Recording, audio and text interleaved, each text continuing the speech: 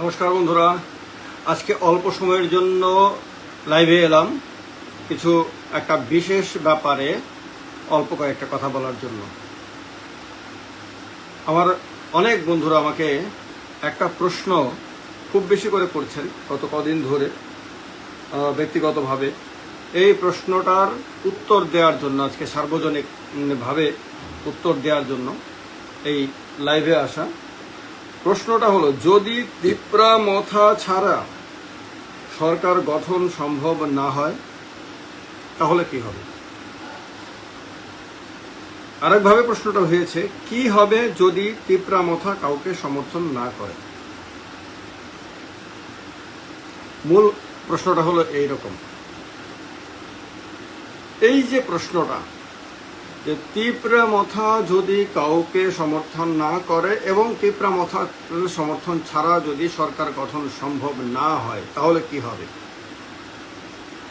এই বক্তব্যটা এ ব্যাপারে আমার বক্তব্য বলার আগে আমি প্রথমে বলে রাখি যে প্রথমত হলো, আমি আগেও বলেছি, নির্বাচনের পরের দিন আমি বলেছিলাম কে জিতবে, এই শীর্ষক যে লাইভটা করেছিলাম সেখানে আমি বলেছিলাম, এখনো সেই কথাই বলছি আমি, যে জোট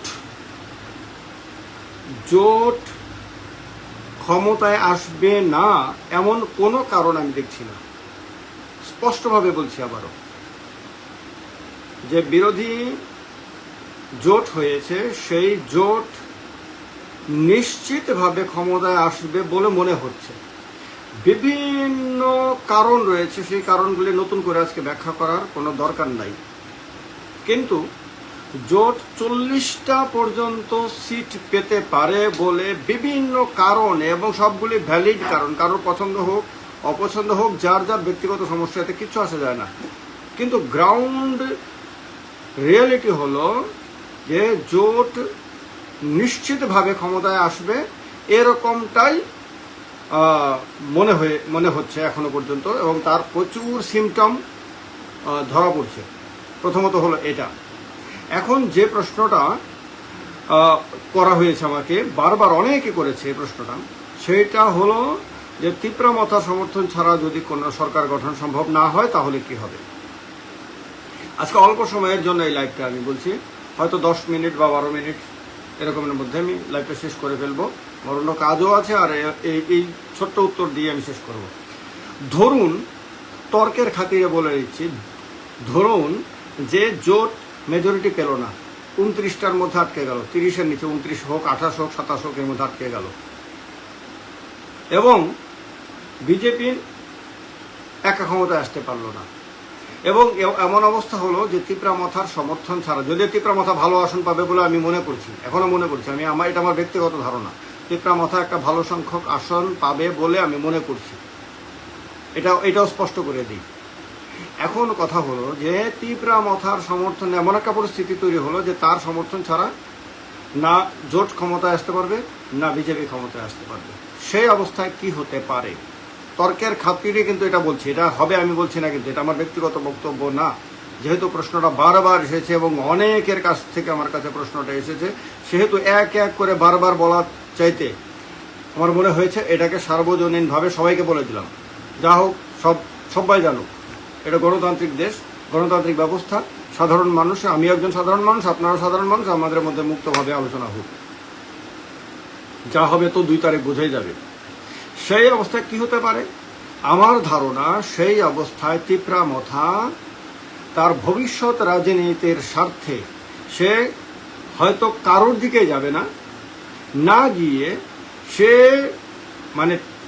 ভারতবর্ষের মিডিয়ার দৃষ্টি আকর্ষণ করে তার নিজের যে কদ আছে, উচ্চতা আছে, সেটাকে বাড়ানোর জন্য, ত্রিপুরার জনসমাজে রাজনৈতিক দল হিসেবে অনেক বেশি গুরুত্ব লাভের জন্য সে হয়তো একটা সময় পর্যন্ত, হতে পারে সেটা 6 মাস, 1 বছর হতে পারে, এটা আমার ধারণা, যে সে হয়তো কারোর সঙ্গে না গিয়ে সে হয়তো ত্রিপুরা রাজনীতিতে একটা ফ্যাক্টর হয়ে থাকবে, যে ভাই আমাকে তোমরাও তেল মাখাও, এবং পাবলিক দেখুক যে আমার কত ওয়েট, আমার কত ইম্পর্টেন্স। এই রকম একটা অবস্থা সৃষ্টি করে সে, যে আমি কাউকে সমর্থন দেব না, এইবার তোমরা পারলে যার ক্ষমতা আছে সে সরকার বানাও, এই রকম একটা অবস্থা সৃষ্টি করে নিজেকে মানে একটা ডিসিশন মেকিংয়ে তাকে বাদ দিয়ে কেউ কিছু কল্পনা করতে পারবে না, এরকম একটা অবস্থা ধরে রাখার চেষ্টা করবে। এবং তার দলের গুরুত্বটা সারা ভারতবর্ষের মানুষের কাছে, যেহেতু মানে ওই সময় যদি কেউ সরকার গঠন করতে না পারে তাহলে কি হবে, 22শে মার্চের মধ্যে সরকার গঠন করতে না পারলে অবধারিতভাবে রাষ্ট্রপতি শাসন হবে, 6 মাসের জন্য রাষ্ট্রপতি শাসন হবে। সেই সময়টাতেও সারা মিডিয়া, সারা দেশের মিডিয়া তিপ্রামথাকে নিয়ে আলোচনা করবে, তিপ্রামথার গুরুত্ব, তিপ্রামথা কাউকে সমর্থন না করার কারণে সরকার গঠন করতে পারেনি, তিপ্রামথা কি বিজেপিকে সমর্থন করবে, একে সমর্থন করবে, নানান ধরনের স্পেকুলেশন হবে। এই স্পেকুলেশন চলতেই থাকবে, এই স্পেকুলেশন যতদিন ধরে চলতে থাকবে তিপ্রামথা সাধারণ মানুষের কাছে তার একটা গুরুত্ব সে পেতে থাকবে। এইটা সে করতে পারে, তিপ্রামথার সিমটম দেখে আর কি আমার মনে হয়েছে। অনেকে এটা বলছে যে তিপ্রামথা ভাঙিয়ে টাঙিয়ে যদি কেউ কিনে নেয়, এমএলএ টেমএলএ যদি দেখা গেল 4-5 জন 10 জন এমএলএ কিনে নেয়, প্রথমত হলো যতজনই তিপ্রামথার এমএলএ হবে তার মধ্যে 2/3 ভাঙাতে হবে। প্রথমত হলো যদি ভাঙাতে হয় 2/3, সে যে কোনো দলের যদি ভাঙাতে হয় 2/3 ভাঙানো চারটিখানি ব্যাপার না।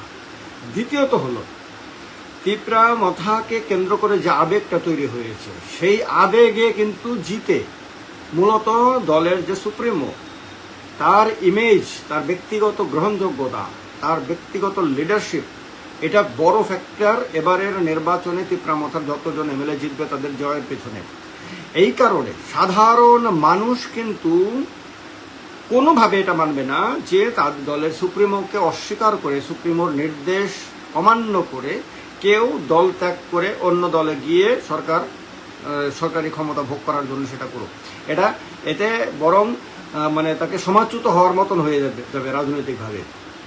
এবং এই রিস্ক কোনো কেউ নেবে বলে আমি মনে করি না। তিপ্রামথার যারাই বিজয়ী হবে তারা কেউ অন্ততপক্ষে আগামী একটা সময় পর্যন্ত কোনোভাবেই দলের সুপ্রিমোর নির্দেশ ইচ্ছা অমান্য করার সাহস দেখাবে না, তাহলে জনবিচ্ছিন্ন হয়ে যাবে পূর্ণভাবে এবং মানুষের কাছে এক ধরনের গাদ্দার হিসেবে মানুষ ট্রিট করবে। এই রিস্ক কেউ নেবে না, এই মুহূর্তে তো নেবেই না, ইম্পসিবল। রাজনৈতিকভাবে এটা সুইসাইড করার মতন হবে, পলিটিক্যাল সুইসাইড হয়ে যাবে, এটা হবে না। এই কারণে তিপ্রামথা ভেঙে এক দল বেরিয়ে যাবে, বেরিয়ে গিয়ে অন্য কোনো দলের সঙ্গে মিলে গিয়ে সরকারে ক্ষমতায় ভাগাভাগি করবে, এটা হওয়ার সম্ভাবনা আমার দৃষ্টিতে, আমার সাধারণ দৃষ্টিতে আমি একদমই দেখি না।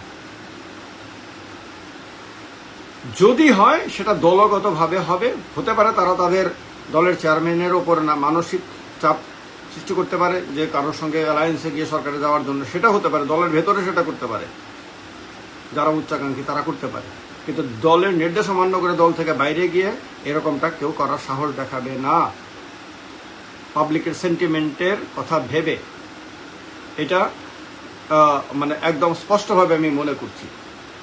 সেই ক্ষেত্রে কি হতে পারে, হ্যাঁ ডেফিনেটলি আমি তিপ্রামথার চেয়ারম্যানের একটা ইন্টারভিউ দেখেছি, তিনি বলেছেন যে তার ডিএনএ সঙ্গে নাকি বিজেপির ডিএনএ মেলে না, এটা একটা ডিসাইসিভ কথা।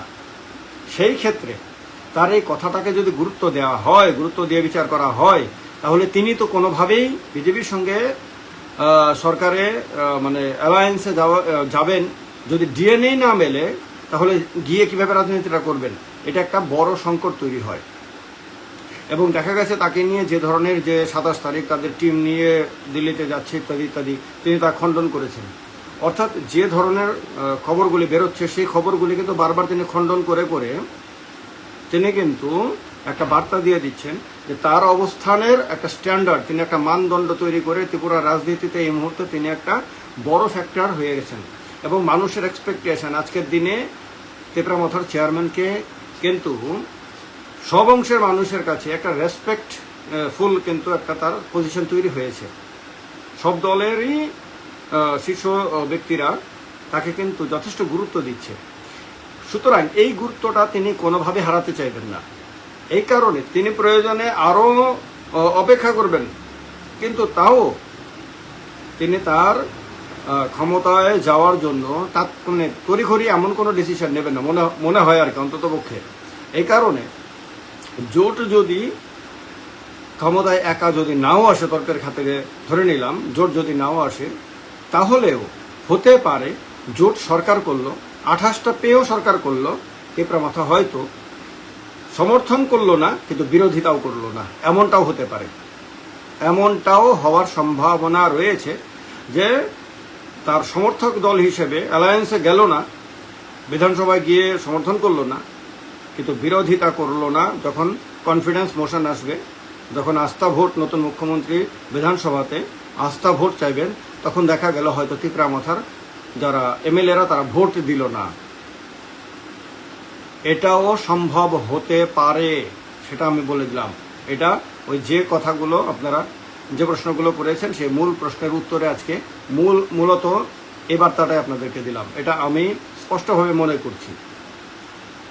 আর আবারও বলে দিচ্ছি যে যেরকম ভাবে এবার ভোট হয়েছে, মানুষের যে সেন্টিমেন্ট দেখা গেছে থ্রুআউট দ্য স্টেট, তাতে স্পষ্টভাবে বোঝা গেছে এবার মানুষ পরিবর্তনের জন্য ভোট দিয়েছে। এটা যার কাছে যতই তিক্ত লাগুক না কেন, হবে তো 2 তারিখ ফল প্রকাশ, কিন্তু এটা বোঝা গেছে এরকম যে মানুষ পরিবর্তনের মেজাজে ছিল। এটা কেন ছিল, কি দোষ ছিল, এটা যারা প্রত্যাবর্তনকামী তারা গবেষণা করতে পারে যে কেন এত কনফিডেন্সের জন্য আমার কি লাভ হবে, আমি তো এমএলএ হব না, আমি তো মন্ত্রী হব না, আমার তো ব্যক্তিগত কোনো স্বার্থ নেই এখানে, আমার তো কিছু পাওয়ার নাই, আমার কিছু নাই, তাহলে আমি কেন এত কনফিডেন্সের জন্য বলছি এই কারণ দিস ইজ রিয়েলিটি।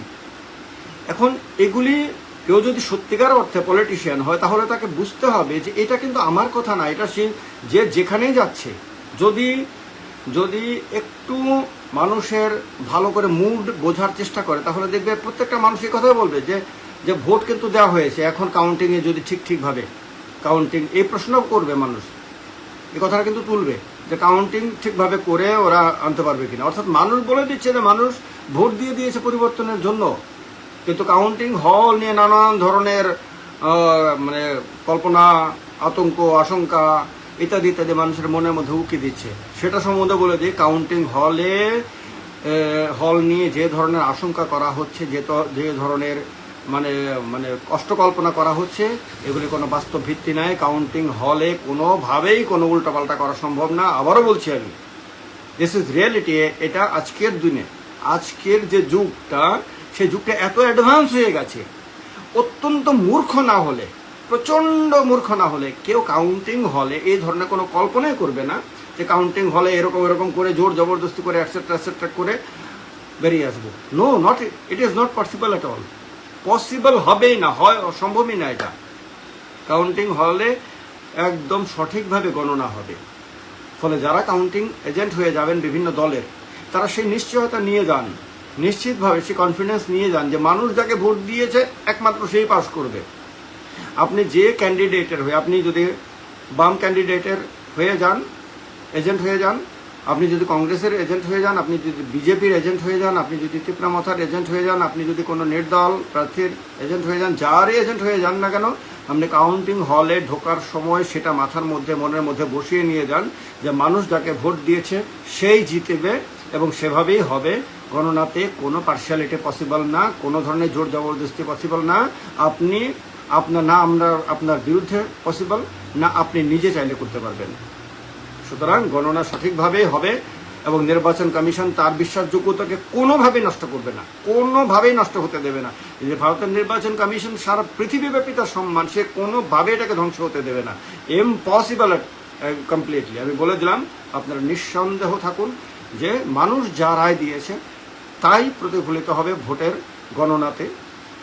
এবং এটাও বলে দিচ্ছি, এটা আমার ব্যক্তিগত ধারণা, আপনাদের অনেকের ধারণার সঙ্গে মেলে। সারা রাজ্যে আমি যাদের সঙ্গে কথা বলি, আমার সব ধরনের সব পার্টির লোকদের সঙ্গে কথা হয়, একদম সব পার্টির, তিপরামাথার নেতাদের সঙ্গে কথা হয়, আমার কংগ্রেসের নেতাদের সঙ্গে কথা হয়, আমার বাম নেতাদের সঙ্গে কথা হয়, আমার বিজেপি নেতাদের সঙ্গে কথা হয়, আমার আরও অনেক রাজনৈতিক নেতা যারা কোনো দল করেন না তাদের সঙ্গে কথা হয়। কেননা এটা সামাজিক সম্পর্ক, এটা থাকা উচিত এবং আমি শ্রদ্ধার দৃষ্টিতে দেখি এই সম্পর্কটাকে, তাদের সঙ্গে কথা হয়।